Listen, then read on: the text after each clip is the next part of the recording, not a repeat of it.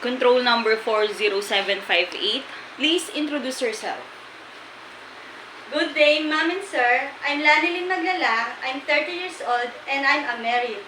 I have two daughters. The eldest is 10 years old and the youngest is 7 years old. I have one brother and two sisters and I'm the youngest of the family. What is your educational attainment? My educational is 6 months of caregiver at Fine International Training at Makati City. Why do you want to go to Hong Kong? I want to work to Hong Kong because I need to provide my future for my daughters. Have you been to any country before as an OFW?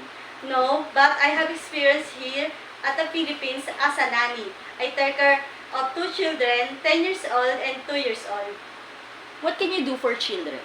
I feed them and change clothes, tutoring, and play sometimes if I have a time. Do you have experience in taking care of an old person? Yes, I have. What can you do for elderly? Give the medicine, feed, change diaper. Aside from your daily household work, what other special skills you can do inside the house? I can cook, cleaning the house, wash the plate, and laundry. Can you cook? Yes, I can. What foreign dishes can you cook?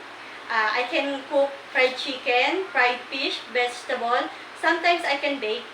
Describe yourself as an housemaid. Happy person, hardworking, and honest. During misunderstanding of your employer, what do you do? I need to say sorry.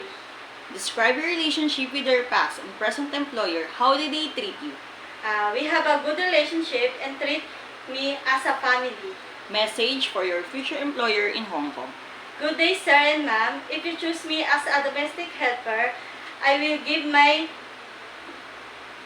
100% to my job, and I do my best for my work without any demand. And I will finish my 2 years contract. Thank you.